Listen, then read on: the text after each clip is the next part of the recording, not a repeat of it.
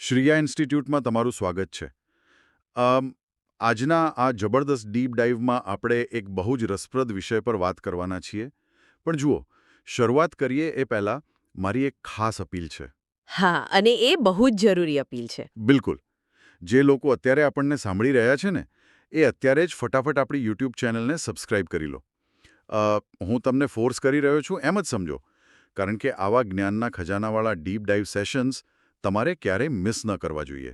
તો અત્યારે જ સબસ્ક્રાઇબ બટન દબાવી દો. સાચી વાત છે. પછી ચર્ચામાં એટલા ખોવાઈ જશો કે સબસ્ક્રાઇબ કરવાનું ભૂલી જવાશે. એક્ઝેક્ટલી. તો આજનો આપણો ડીપ ડાઇવનો વિષય છે ટીએટી HSNS મુખ્ય પરીક્ષાની માસ્ટર નોટ્સ. અને એમાં પણ બહુ જ સળગતો નિબંધનો વિષય છે ડિજિટલ યુગમાં શિક્ષણ અને શિક્ષકની ભૂમિકા. આ તો અત્યારના સમયની સૌથી મોટી માંગવાળો વિષય છે. હા, એટલે જ. તો મારી સાથે આપણા એક્સપર્ટ જોડાયા છે અને હું સીધો જ પેલો સૌથી મોટો સવાલ પૂછીશ કે શું ખરેખર રોબોટ કે આર્ટિફિશિયલ ઇન્ટેલિજન્સ આ આપણા શિક્ષકોની નોકરી ખાઈ જશે?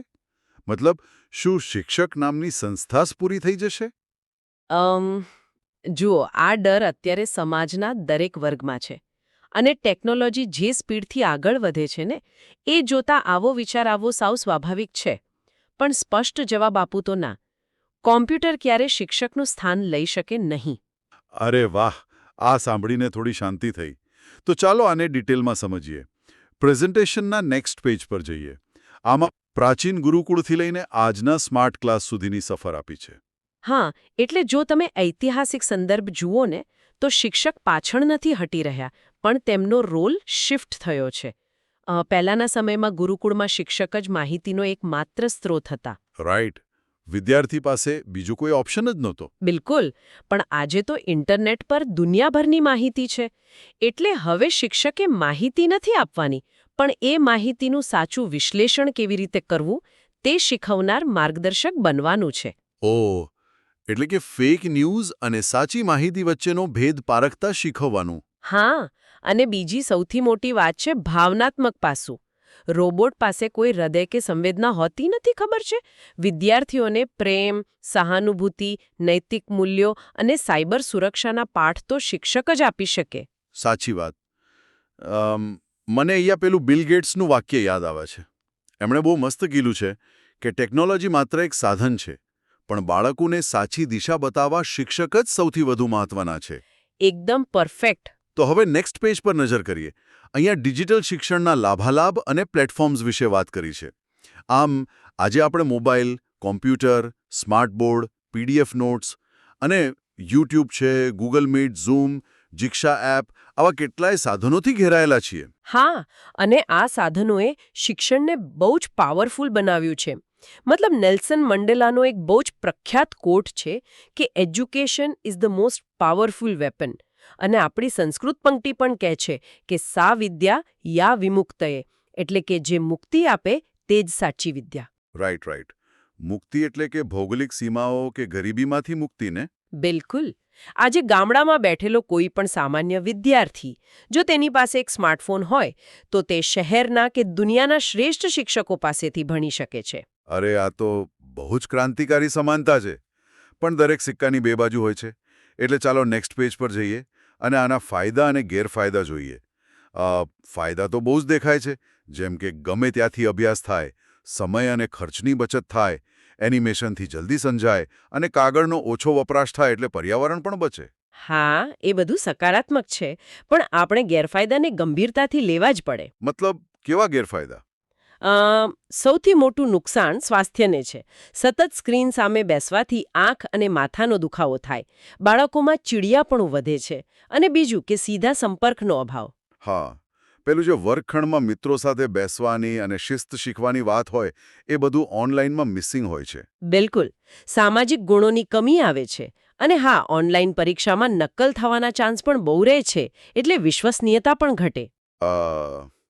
આ તો બહુ મોટા પડકારો છે. તો સરકાર આ દિશામાં શું કરી રહી છે જાણવું બહુ ઇન્ટરેસ્ટિંગ રહેશે. ચાલો નેક્સ્ટ પેજ પર જોઈએ. અહીં 4 મુખ્ય સરકારી પ્રયત્નોની વાત છે. ડિજિટલ ઇન્ડિયા, જેનાથી ગામડાઓ સુધી ઇન્ટરનેટ પહોંચે છે. પછી દીક્ષા એપ છે.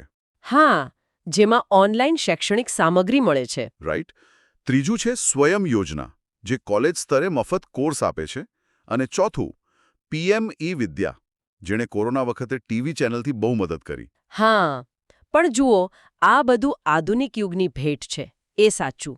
પણ મારું એનાલિસિસ એવું કહે છે કે પરંપરાગત અને ડિજિટલ શિક્ષણનો સંતુલિત સમન્વય થવો બહુ જરૂરી છે. સંતુલન કેમ જરૂરી છે? કારણ કે શિક્ષણનો સાચો હેતુ માત્ર જાણકારી આપવાનો નથી, પણ એક સારા માનવી અને સારા નાગરિકનું નિર્માણ કરવાનો છે. અને એ માત્ર એપથી ન થાય. સાચી વાત છે. હવે આ મુદ્દાને મનોવિજ્ઞાનના એંગલથી સમજીએ. Next page please. અહીં મગજના 3 ડોમેનની વાત છે, રાઈટ? હા, NEP 2020ના સંદર્ભમાં આ બહુ અગત્યનું છે. મગજના 3 ડોમેન છે. પહેલું જ્ઞાનાત્મક એટલે કે કોગ્નિટિવ, બીજું ક્રિયાત્મક એટલે બિહેવિયરલ, અને ત્રીજું ભાવાત્મક એટલે કે અફેક્ટિવ ડોમેન. ઓકે. એટલે જ્યારે કોઈ બાળક સતત સ્ક્રીન સામે રહે છે, ત્યારે પેલું ભાવાત્મક ડોમેન મતલબ કે લાગણીઓ, પ્રેમ, ભય, આ બધાની સૌથી વધુ અવગણના થાય છે, ખરું ને? એકદમ પરફેક્ટ પકડ્યું તમે. સ્ક્રીન સામે લાગણીઓ ખાલીખમ થઈ જાય છે. અને એટલે જ NEP 2020 પ્રાચીન ઉકેલો આપે છે. કેવા પ્રાચીન ઉકેલો? જેમ કે ભગવદ્ ગીતાના સિદ્ધાંતો, બૌદ્ધ ધર્મની ધ્યાન પદ્ધતિ અને યોગ. આ બધી પ્રણાલીઓ જ પેલા અશાંત થયેલા ભાવાત્મક ડોમેનને શાંત કરી શકે અને બાળકને વર્તમાનમાં લાવી શકે. વાહ, આ બહુ જ ડીપ વાત કરી. હવે મગજ પર પડતા ભારને વધુ સારી રીતે સમજવા નેક્સ્ટ પેજ પર જઈએ. અહીં એક બહુ મસ્ત જ્ઞાનાત્મક ભાર સિદ્ધાંત આપ્યો છે, જેને CLT કહે છે. હા, કોગ્નિટિવ લોડ થિયરી. એક્ઝેક્ટલી. અને PDFમાં એક બહુ જ જબરદસ્ત જીમનું ઉદાહરણ છે. એટલે કે માનો કે કોઈ નવી વ્યક્તિ જીમમાં જાય અને સીધું 50 કિલો વજન ઉઠાવવાનું કહીએ, તો શું થાય? ઈજા જ થાય ને? અરે બિલકુલ. સ્નાયુ ફાટી જાય. હા, તો મગજ પર પણ એક સાથે માહિતીનો ભાર આપવો એ એટલું જ જોખમી છે. સાચી વાત છે.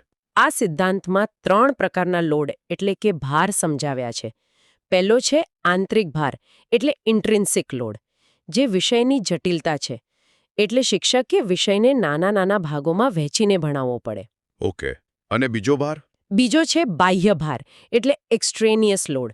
આ સૌથી ખતરનાક છે. ખરાબ ડિઝાઇન અથવા બહુ બધી PDF એકસાથે આપી દેવાથી જે ભાર પડે ને એ. આ શિક્ષકે ફરજિયાત ઘટાડવો જ પડે. રાઈટ. અને ત્રીજો? ત્રીજો છે સુસંગત ભાર એટલે કે જર્મેન લોડ. આ બહુ સારો ભાર છે. મતલબ મગજ નવા કનેક્શન બાંધવા જે મહેનત કરે છે ને એ. આને હંમેશા પ્રોત્સાહન આપવું જોઈએ. મતલબ બદખુબાર નથી હોતો. બહુ જ સરસ. તો હવે વિદ્યાર્થીઓને આ બધું જાતે શીખવાની પ્રેરણા ક્યાંથી મળે છે એ જોઈએ. નેક્સ્ટ પેજ પરની આકૃતિ જોઈએ. અધ્યતાની પ્રેરણાનો સિદ્ધાંત એટલે કે SDT. હા, સેલ્ફ ડિટર્મિનેશન થિયોરી. આ બહુ જ અગત્યની થિયોરી છે અને આ ત્રિકોણના 3 સ્તંભો છે. કયા કયા સ્તંભો છે? પહેલું છે સ્વાયત્તતા એટલે ઓટોનોમી. વિદ્યાર્થી પોતાની ગતિએ શીખી શકે એવી આઝાદી. બીજું યોગ્યતા એટલે કે કોમ્પિટન્સ. ડિજિટલ સાધન વાપરવાનો એનામાં આત્મવિશ્વાસ હોવો જોઈએ. અને ત્રીજું છે સંબંધિતતા એટલે રિલેટેડનેસ. સંબંધિતતા એટલે સમુદાય સાથે જોડાયેલા રહેવું એમને? હા, બિલકુલ. સ્ક્રીન સામે એકલા હોવા છતાં બાળકને ફીલ થવું જોઈએ કે તે એક કમ્યુનિટીનો હિસ્સો છે. આ સૌથી અગત્યનું છે. વાહ! એટલે આપણે જો આનું એક સફળતાનું સમીકરણ બનાવીએ ને તો આવું બને.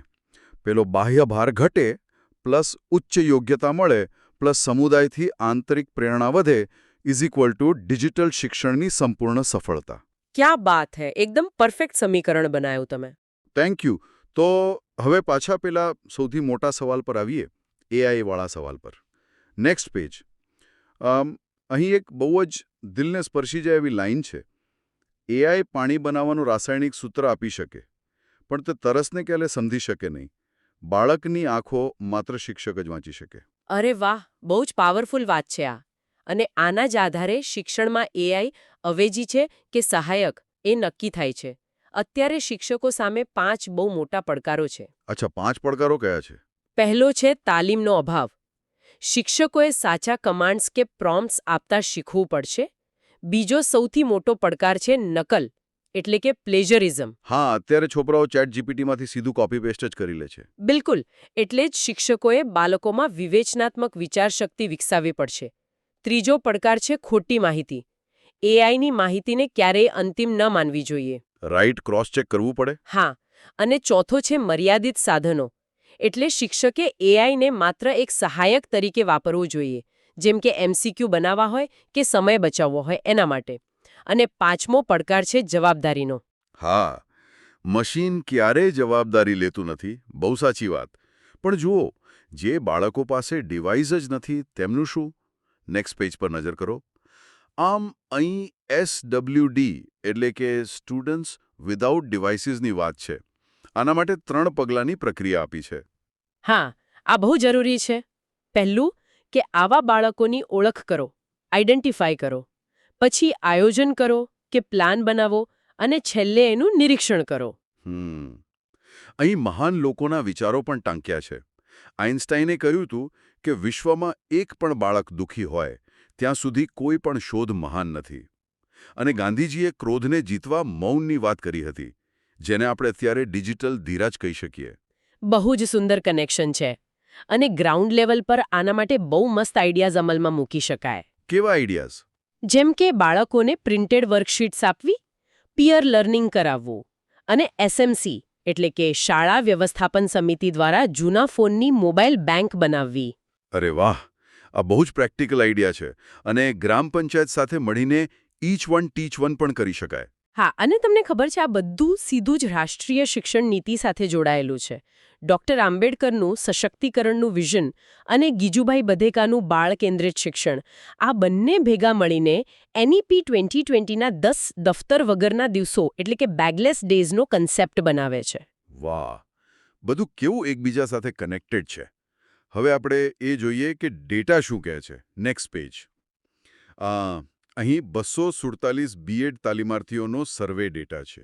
શું કહે છે ડેટા? બહુ ચોંકાવનારો છે. 93.1% લોકો એઆઈ વાપરે છે, પણ 70% ભાવિ શિક્ષકો સ્પષ્ટ માને છે કે એઆઈ ક્યારેય શિક્ષકનું સ્થાન ન લઈ શકે. અને 85%ને તાલીમની જરૂર છે એવું પણ કહે છે. આ બહુ જ વાસ્તવિક આંકડા છે. અને આ જ ડેટા પરથી આધુનિક શિક્ષકની ઇમારતના 4 સ્તંભ ઊભા થાય છે. ઓકે, આ 4 સ્તંભ કયા કયા છે? પહેલો સ્તંભ છે જ્ઞાનાત્મક મેનેજર, એટલે કે જે માહિતીનો પેલો અઘરો ભાર ઘટાડે છે. બીજો છે એઆઈનો સહયોગી, જે વિદ્યાર્થીની વિચારસરણી વિકસાવે છે. રાઈટ. ત્રીજો સ્તંભ છે સહાનુભૂતિનો સેતુ, એટલે પેલા વંચિત બાળકો છે ને એમને મુખ્ય પ્રવાહમાં લાવવાનું કામ કરે. અને ચોથો સ્તંભ છે આજીવન પ્રેરક. વાહ, એટલે કે સર્વાંગી વિકાસ તરફ દોરનાર. આ બધું ભેગું કરીએ તો શિક્ષકની નવી પ્રોફાઇલ કેવી બને? Next page.